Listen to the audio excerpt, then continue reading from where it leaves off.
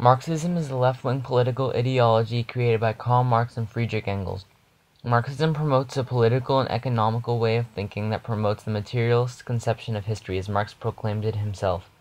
It promotes the study of history, economics, and society. Marx did not like capitalism, as he thought there should be no discrimination among social classes.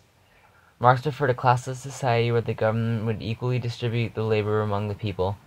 Marx wanted people to share and have equal rights, housing, and pay, whether you're a doctor or a ditch digger. In other words, he created communism. His beliefs and theory were compiled in the book titled The Communist Manifesto. Marxism has been used in a number of different countries, most famously in the Union of Soviet Socialist Republics under Lenin, then Stalin. And today there are 4 communist countries in the world: Laos, China, Vietnam, and Cuba. These were not pure forms of communism, though. They were mostly combined with other people's beliefs, such as Mao, Stalin, and Castro. One could take parts of Marxism and combine it with something else, and this is what most commonly happened. Marxism and communism are some of the most well-known political and economical systems in existence. Also, Marx is one of the most well-known and influential political theorists in history.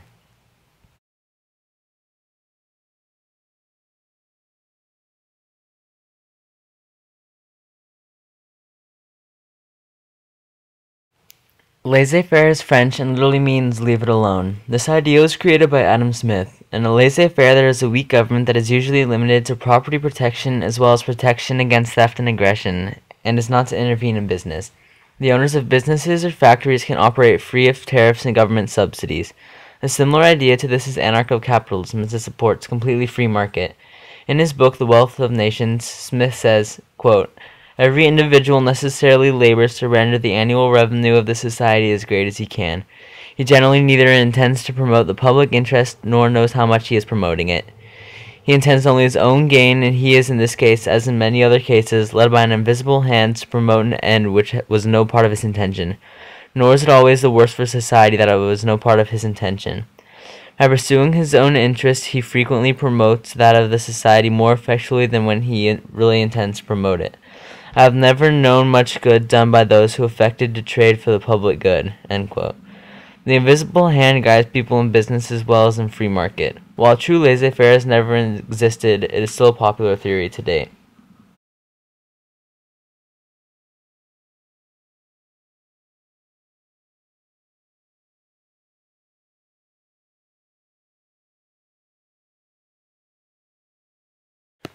Capitalism became widely used during the Industrial Revolution. Factories became more common when new machinery such as the cotton gin was invented for mass productions.